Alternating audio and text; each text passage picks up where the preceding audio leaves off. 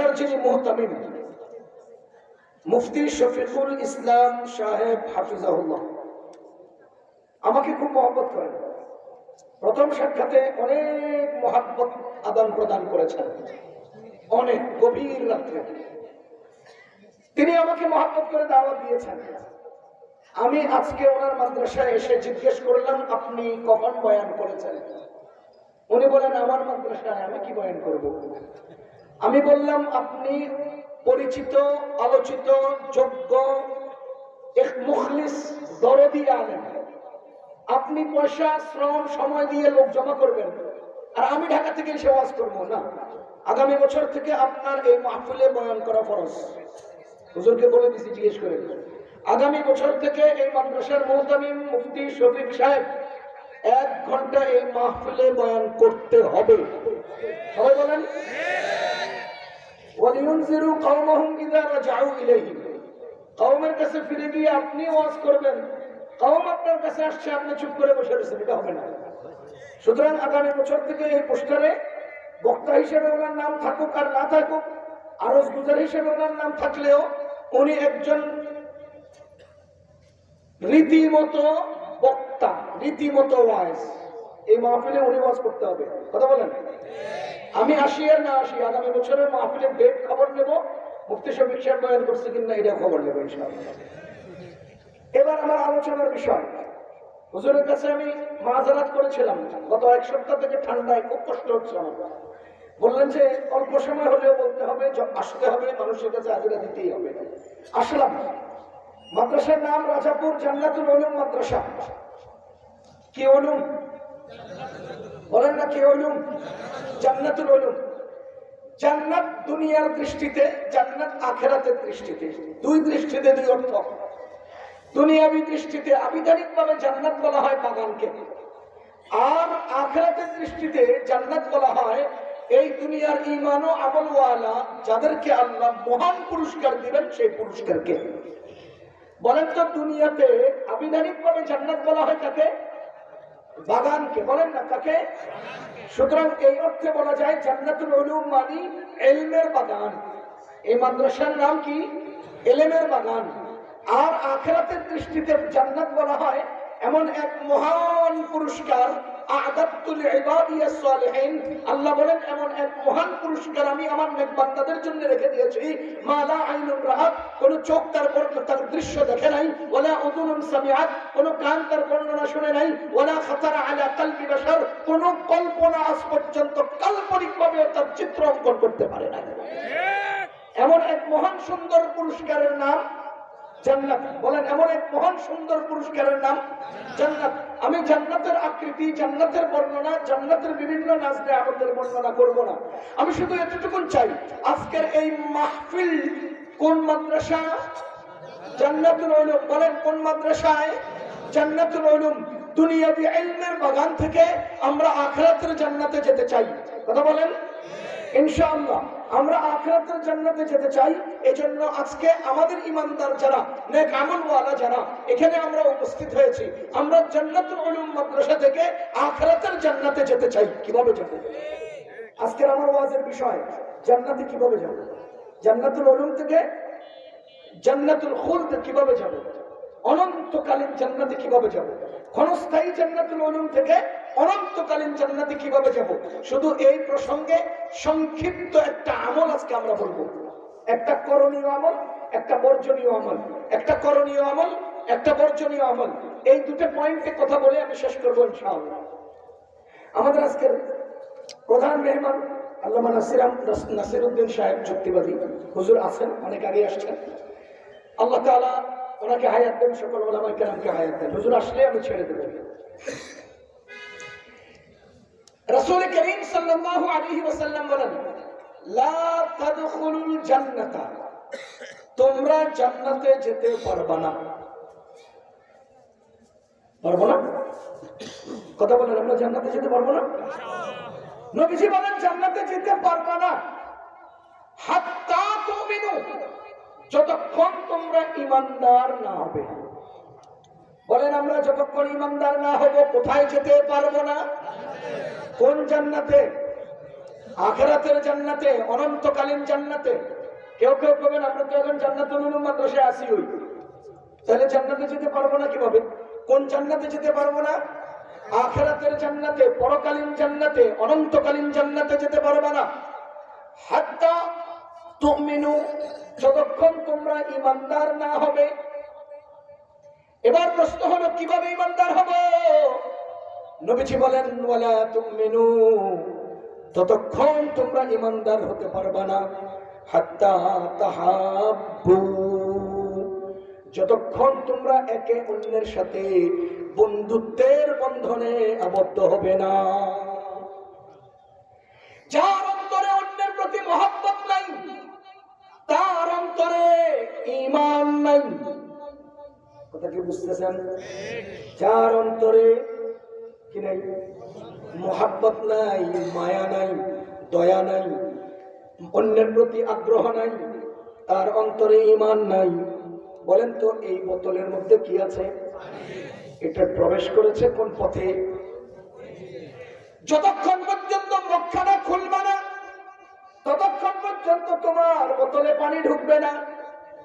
নবীজি বলেন লা তুমিনু হাত্তা তাহাব্বু, যতক্ষণ অন্তরের ভিতরে মহব্বতের দরওয়াজা খুলবে না, ততক্ষণ অন্তরে ঈমান আসবে না। লা তাদখুলুল জান্নাহ, ভালো করে মনে করেন, লা তাদখুলুল জান্নাহ, জান্নাতে যেতে পারবে না। হাত্তা তুমিনু, যতক্ষণ ঈমানদার না হবে। ওয়ালা তুমিনু হাত্তা তাহাব্বু, ততক্ষণ ঈমানদার হতে পারবে না যতক্ষণ একজন অন্যজনের সাথে মহব্বতের বন্ধনে আবদ্ধ না হবে। মুসলমান, এটা বোঝার জন্য আমি দুটো উদাহরণ দেই। মনে করেন তিনতলার ছাদের উপরে জান্নাত, নিচতলায় মহব্বত, দোতলায় ঈমান, তিনতলায় জান্নাত। এবার আপনারা বলেন তো ফল দিয়ে জান্নাতে উঠা যাবে? প্রথমে কোথায় যেতে হবে? নিচতলা ওভারটেক করতে হবে। নিচতলায় কি আছে? মহব্বত। বলেন নিচতলায় কি আছে? মহব্বতের তলা অতিক্রম না করলে ঈমানের দোতলায় উঠতে পারবেন না। ঈমানের সিঁড়ি অতিক্রম না করলে জান্নাতে উঠতে পারবো না। সুতরাং দুনিয়াতে প্রথম লাগবে মহব্বত, পরে হবে ঈমান, তার উপর ভিত্তি করে পাবো জান্নাত। এবার বলেন জান্নাতে যেতে কি লাগবে? হয় না? মহব্বত। বলেন জান্নাতে যেতে কি লাগবে? জান্নাতে যেতে কি লাগবে? মহব্বত হলে কি হবে? ঈমান হলে কি হবে? আমি আপনাকে আরেকটা উদাহরণ দেই। এখানে একটা ওয়াল, এখানে একটা ওয়াল, এই পাশে আরেকটা ওয়াল। আমি তৃতীয় ওয়ালের বাইরে, আমি একটা ফুটবলের মতো। ওখানে আমি মহব্বত যদি ভরে না দেই, তবে ওয়াল টপকাইয়া ঈমানের গণ্ডিতে পড়তে পারবো না। ঈমানের গণ্ডি পূর্ণ না হলে জান্নাতের গণ্ডিতে পড়বে না। সুতরাং একটা খালি বল এখান থেকে দ্বিতীয় হাউসে আনতে হলে এই হাউসটাকে আগে ভরতে হবে, দ্বিতীয় হাউস থেকে তৃতীয় হাউসে আনতে হলে দ্বিতীয় হাউসটাকে ভরতে হবে, এরপরে সে ওয়াল টপকাইয়া তৃতীয় হাউসে যাবে। খোদার কসম, নবীজি বলেন লা তাদখুলুল জান্নাহ, জান্নাতে তুমি যেতে পারবে না হাত্তা তুমিনু, ঈমানের হাউস যতক্ষণ পূর্ণ না হবে। ওয়ালা তুমিনু, ঈমানের হাউসে যেতে পারবে না হাত্তা তাহাব্বু, যতক্ষণ তুমি মহব্বতের হাউস পূর্ণ না করবে। এবার বলেন তো অন্তরে কি লাগবে? জোরে কয় না? মহব্বতের বিপরীত শব্দটা কি? হিংসা। হিংসা। মহব্বতের ঘৃণা, ক্রোধ, রাগ, গুসা, হিংসা, ঘৃণা। মহব্বত, ঘৃণা। আল হুব্বু ফিল্লাহ। এজন্যই রাসূল করিম সাল্লাল্লাহু আলাইহি ওয়াসাল্লাম বলেন, এজন্যই নবীজি বলেন আল হুব্বু ফিল্লাহ, আল্লাহর জন্য মহব্বত, ঈমান মিনাল ঈমান, আল্লাহর জন্য মহব্বত ঈমানের অংশ।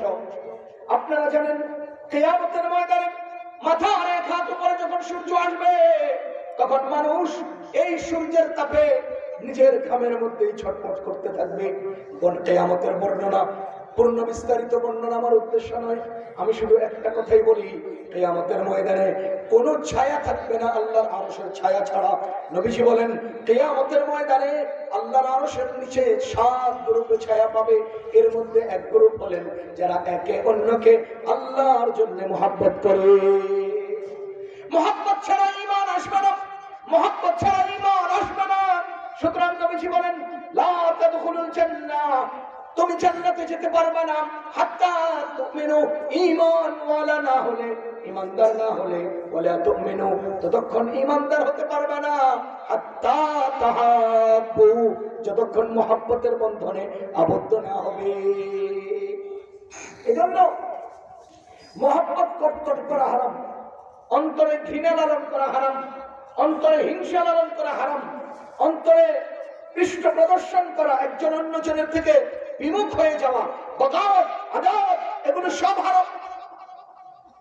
আল্লাহ রাসূল সাল্লাল্লাহু আলাইহি ওয়াসাল্লাম বলেন লা তাহাসাদু, একে অন্যের প্রতি হাসাদ করবে না, ওয়ালা তাবাগাদু, একে অন্যের প্রতি বুগজ এবং ক্রোধ, রাগ, হিংসা, গুসা গুলো রাখবে না, ওয়ালা তাদাবারু, একজন অন্যজনকে রেখে পৃষ্ঠ প্রদর্শন করবে না, পালিয়ে যাবে না। ওয়াকুনু ইবাদাল্লাহি ইখওয়ানা, তোমরা একে অন্যের আল্লাহর বান্দা হিসেবে ভাই ভাই হয়ে যাও, একে অন্যের ভাই হয়ে যাও। ও মুসলমান, মুহাব্বত চাই, সংযুক্তি চাই, ভালোবাসা চাই, বন্ধুত্ব চাই, ভ্রাতৃত্ব চাই, সৌহার্দ্য চাই, আন্তরিকতা চাই। এগুলো ছাড়া ঈমানওয়ালা হওয়া যায় না। আজকে সমাজের মধ্যে ঝগড়া, বিবাদ, হিংসা, ক্রোধ, রাগ, গরু কেন ধান খাইলো, ছেলে কেন বড়ই পড়লো, তার গাছের তাল কেন তালাশ করে নিয়ে গেল, অমুকের গেন্ডারি খেতার গেন্ডারি কেন খেয়ে ফেললো, অমুকের গাছের আম কেন খেয়ে ফেললো, এতটুকুনের কারণে ভাইয়ের লগে ভাইয়ের সম্পর্ক বিচ্ছিন্ন, ঝগড়াঝাটি, হাসাদ, হিংসা। আমার রাসূল বলেন তুমি ঈমানদার না হলে জান্নাতে যেতে পারবে না। এবার বলেন তো প্রথম ঈমানদার হওয়া লাগবে কিনা? ঈমানদার হতে হলে কি লাগবে? আন্তরিকতা লাগবে, মুহাব্বত লাগবে।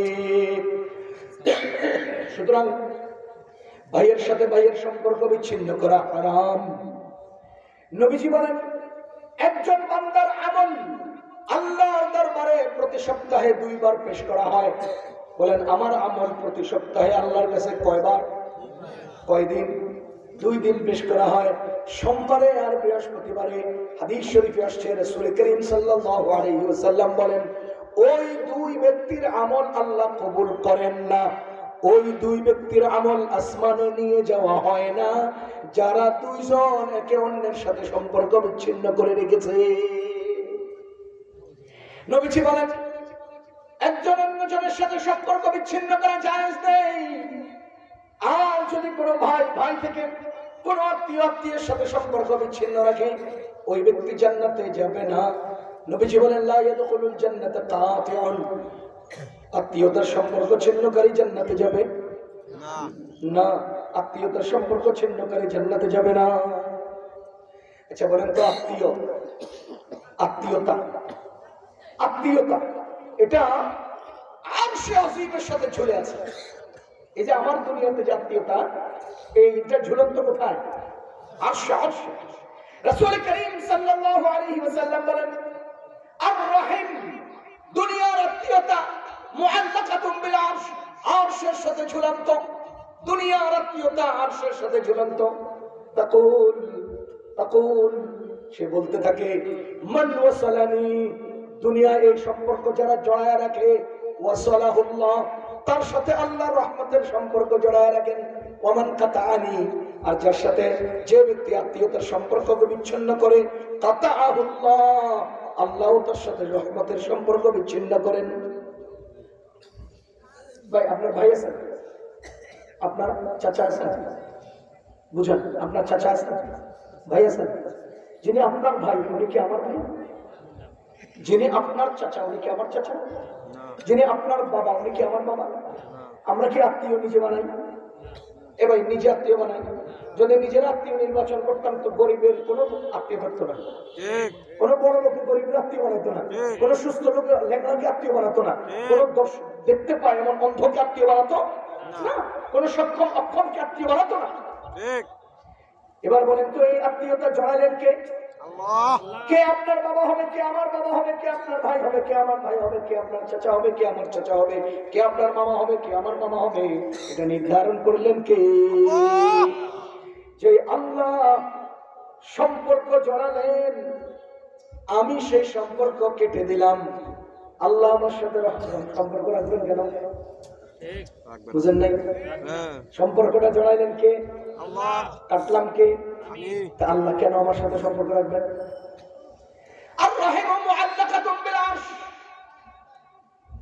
আত্মীয়তার এই সম্পর্ক আরশের সাথে ঝুলে আছে।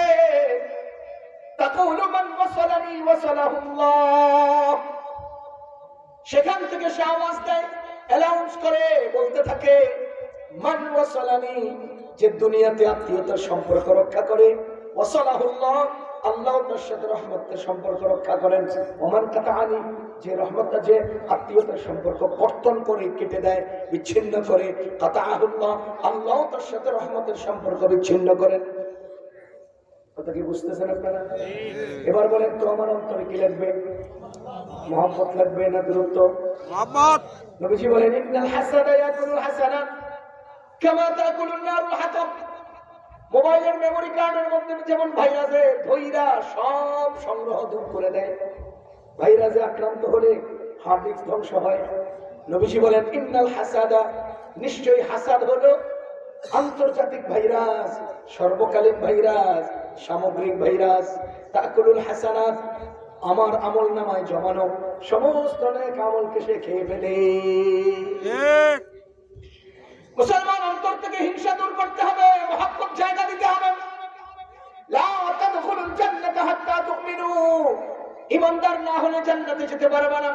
ওয়ালা তুমিনু হাত্তা তাহাব্বু, আরে যতক্ষণ মহব্বতের বন্ধনে আবদ্ধ হবে না, ঈমানদার হতে পারবে না। এবার বলেন তো আমাদের অন্তরে মহব্বতের দরকার আছে না নাই? কি কাজ করলে মহব্বত হাসিল হবে এটা জানার দরকার আছে কিনা?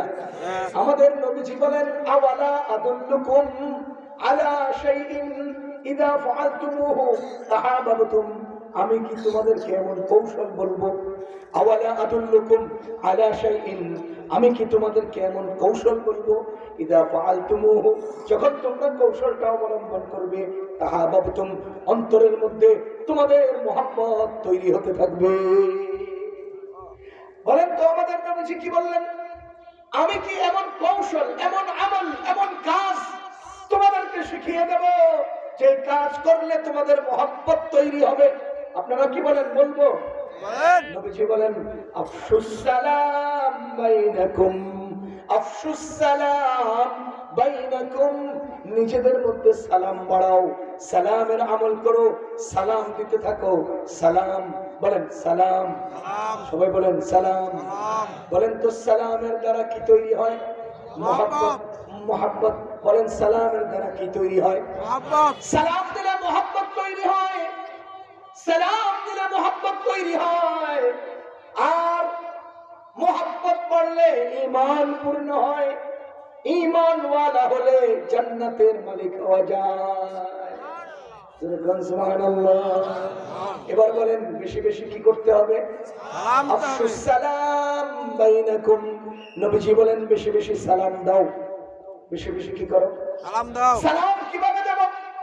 সবাই বলেন আসসালামু আলাইকুম, আসসালামু আলাইকুম, আসসালামু আলাইকুম, আসসালামু আলাইকুম, আসসালামু আলাইকুম, আসসালামু আলাইকুম। আমি আসসালামু আলাইকুমের ইতিহাস বর্ণনা করলে সময় লাগবে। আমি আসসালামু আলাইকুম বাস ইসলামের সালাম নিয়ে আলোচনা করলে অনেক সময়ের দরকার হবে। শুধু ইঙ্গিত দিচ্ছি, আসসালামু আলাইকুম যদি সমাজে বেড়ে যায়, মানুষের অন্তরে মহব্বত বেড়ে যাবে। সালাম যত বাড়বে মহব্বত তত বাড়বে, সালাম যত বাড়বে মহব্বত তত বাড়বে। আসসালামু আলাইকুম এর কি অর্থ?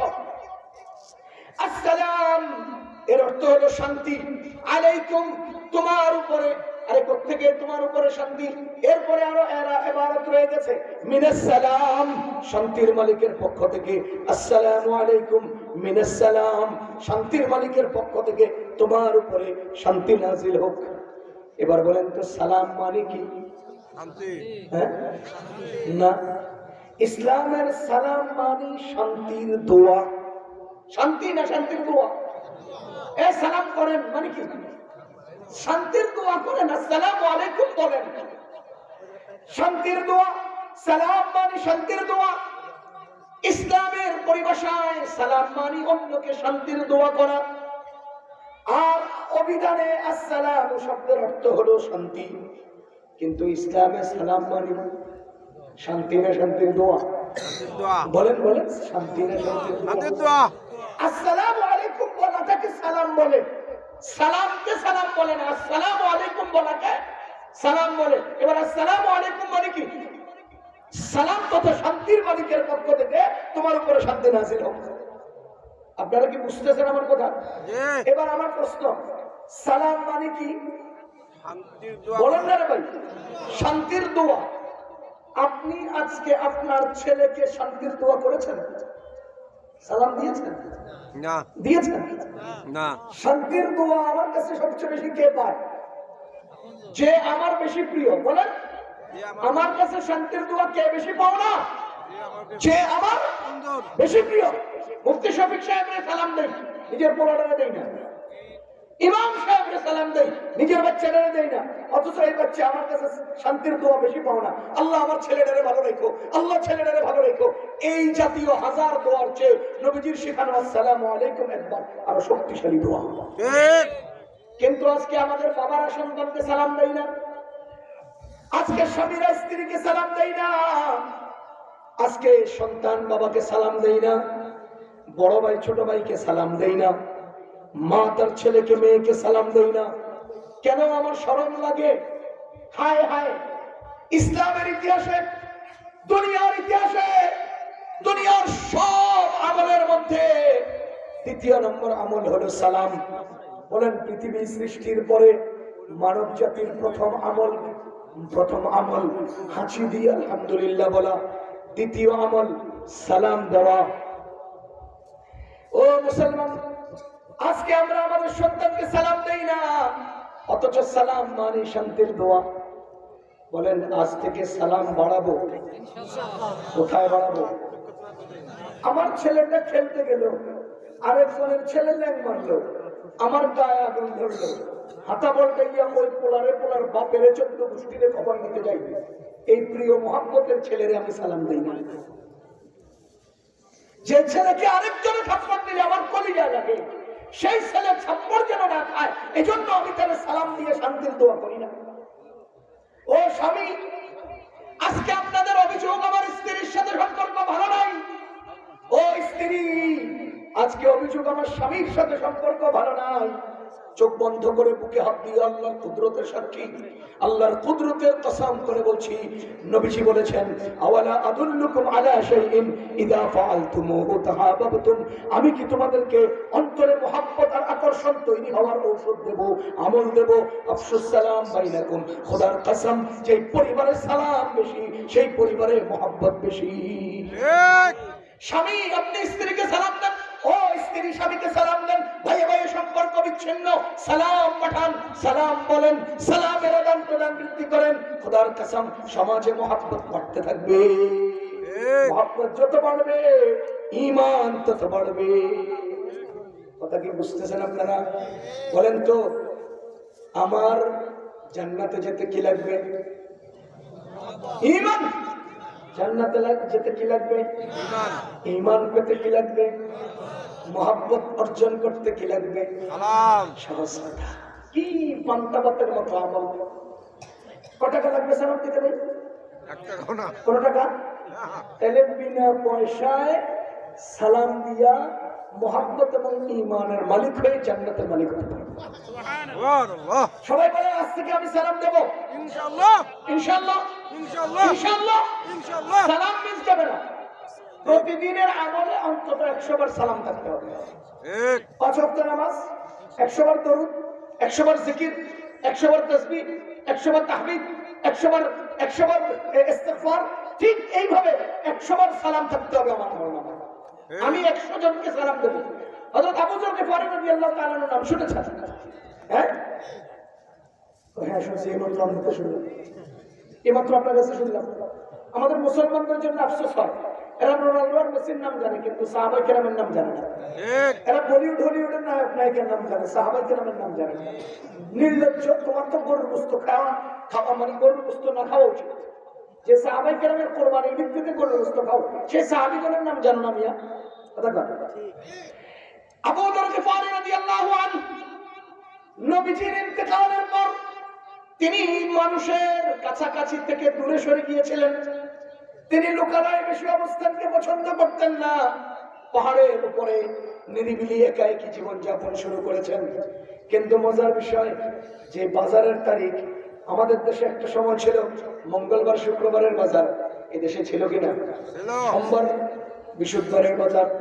এখন তো ওইটা দরকার হয় না, রাস্তাঘাট উন্নত, জিনিসপত্র অ্যাভেলেবেল পাওয়া যায়, কারেন্ট আসছে, মোমবাতির দরকার নাই, কেরোসিনের দরকার নাই। এজন্য ওই সাপ্তাহিক বাজারে কেউ যায় না, প্রতিদিন যায়, প্রতিদিন আনে। শুধু গরু আর ছাগলের বাজার গুলো সাপ্তাহিক রয়েছে। ওই যে বাজারের তারিখ, আবু যর গিফারী রাদিয়াল্লাহু আনহু বাজারের তারিখে বাজারে যেতেন। যাওয়ার সময় খালি হাতে যেতেন, আসার সময় খালি হাতে আসতেন। আপনারা বলেন তো, যদি বিক্রির জন্য যেতেন যেতে কিছু থাকতো কিনা?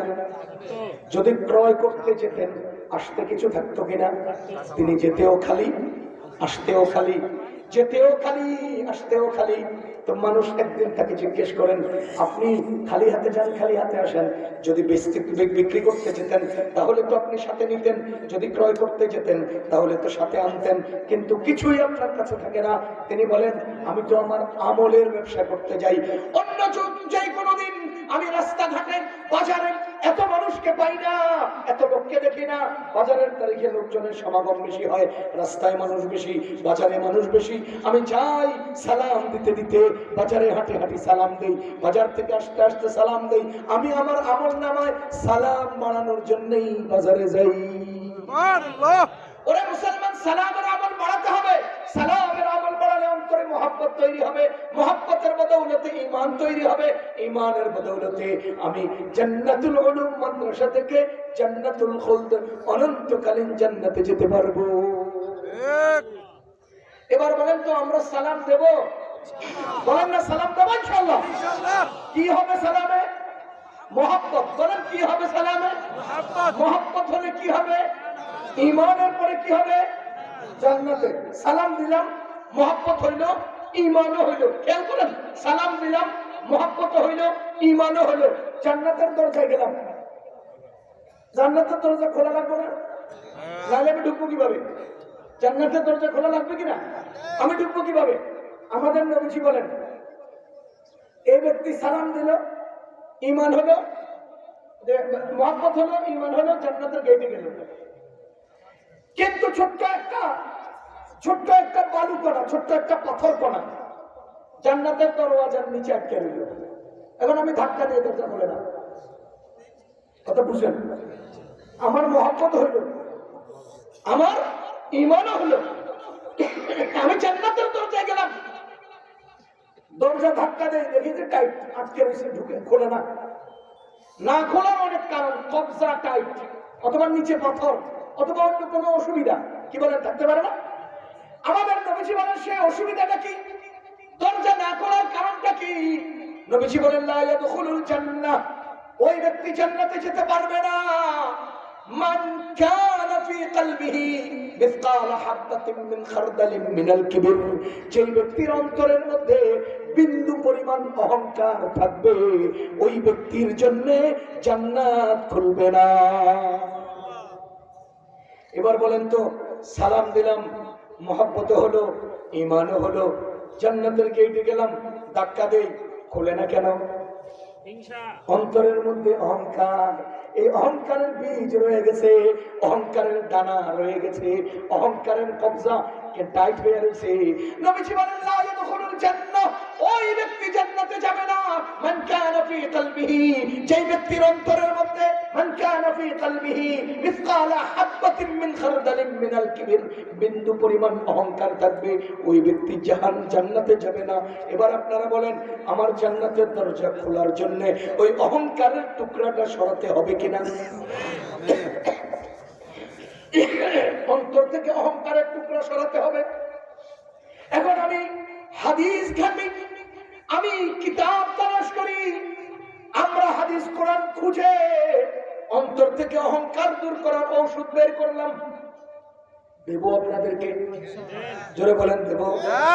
আমাদের নবীজি বলেন আল বাদিউ বিসসালাম বারিউম মিনাল কিবির, যে ব্যক্তি আগে সালাম দেয় ওই ব্যক্তি অন্তর অহংকার মুক্ত।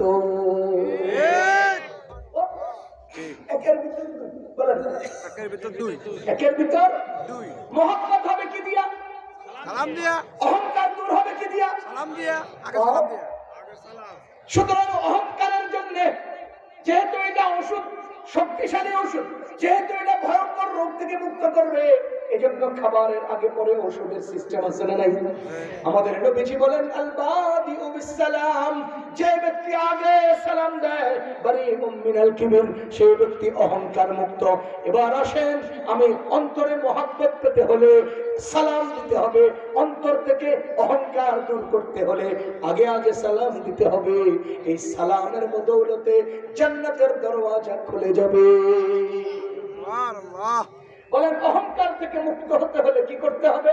আগে সালাম দিতে হবে। সালাম না আগে সালাম? আগে সালাম দিতে হবে। মহব্বত পেতে হলে কি করতে হবে? সালাম দিতে হবে। সালাম দিতে হবে। মহব্বতের জন্য সালাম, অহংকার মুক্তির জন্য আগে সালাম। বলেন তো মহব্বতের জন্য কি? সালাম। বলেন মহব্বতের জন্য কি? সালাম। অহংকার মুক্তির জন্য কি? আগে সালাম। এবার আমি আপনাকে জিজ্ঞেস করি, আমি বক্তা সাহেব জনগণকে সালাম দিলাম না, আমি আইসা এখানে বসে রইলাম, জনগণ আমার সালাম দেখ। বলেন তো কি বক্তা? অহংকারী কয় না? কি বক্তা? আমি ইমাম সাহেব, মুসল্লিরা আমার সালাম দেখ, আমি ভাবসাব লইয়া গেলাম। কি ইমাম? আরে জোরে কর। যে বক্তা অন্যকে সালাম দেয় না, অন্যের সালাম পাওয়ার জন্য বসে থাকে, খোদার কসম সেই বক্তা অহংকারী বক্তা। যে ইমাম জনগণের সালাম পাওয়ার জন্য বসে থাকে, নিজে সালাম দেয় না, অহংকারী ইমাম। যে পীর মুরিদের সালাম পাওয়ার জন্য বসে থাকে, মুরিদকে সালাম দেয় না, সেই পীর অহংকারী পীর। যে পীর নিজে অহংকারী, আরেকজনকে কি ওষুধ দেবে? যে পীরে আগে সালাম দেয় না, সেই রোগা পীর। সে রোগা পীর। বলেন সে কি? রোগে আক্রান্ত পীর। যে পীরে আগে সালাম দেয় না, সে রোগে আক্রান্ত পীর। সে আরেকজনকে কি চিকিৎসা করবে? যদি কোনো পীর বলে, এই মুরিদ তুই আমার সালাম দিলে না কেন, আমি আল্লাহ বাতুদ্দার খোদার কসম সেই পীর অহংকারী রোগে আক্রান্ত পীর। যে চেয়ারম্যান জনগণকে সালাম দেয় না, জনগণের সালাম পাওয়ার জন্য খালি ভাব লইয়া বইয়া থাকে, ওই চেয়ারম্যান অহংকারী চেয়ারম্যান। যে বাবা তার সন্তানকে সালাম দেয় না, সালামের পাওয়ার আশায় বসে থাকে, ওই বাবা অহংকারী বাবা। যে স্বামী স্ত্রীর সালামের জন্য হা করে থাকে, ওই স্বামী অহংকারী স্বামী। খোদার কসম যে আগে সালাম দেয় সে অহংকার মুক্ত। এবার বলেন, আমরা কি অহংকার মুক্ত হতে চাই? সবাই চাই, সবাই চাই। এবার কি করতে হবে? কে আগে দিবে? আপনি আর আমি। কে আগে দিবে? কে আগে দিবে? আমি। বলেন আমি। আমি আমি আমি চলে বলেন, দুজন একত্র হলাম, কে আগে দিবে? এবার বলেন, দুজনে একত্রে দিলে সালাম আকবর হবে না, সালামে সালামে ধাক্কা লাগবে। আকবর হতে পারবে না। সালাম কি হতে পারবে না? আকবর হতে পারবে না।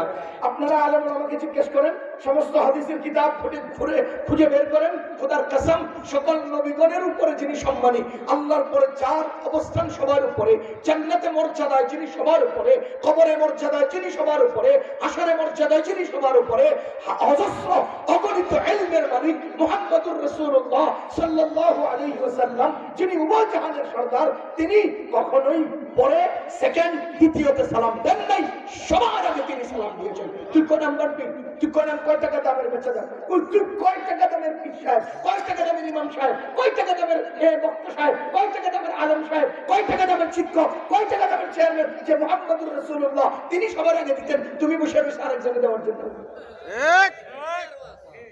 হে, আজকে আমাদের ভাবের অভাব নেই, আজকে আমাদের ভাবের অভাব নাই। আমি বসিয়ে আছি একা, আর আপনারা 2000 মানুষ আমার দিকে চেয়ে আছে, বাপ তো আমার কাছে থাকবেই না, কি গান? আমি বয়ান শেষ করার পরে আপনারা আমার লগে মুসাফা করার জন্য লাইন ধরে থাকেন, তো বাপ তো আমার কাছে থাকবেই না।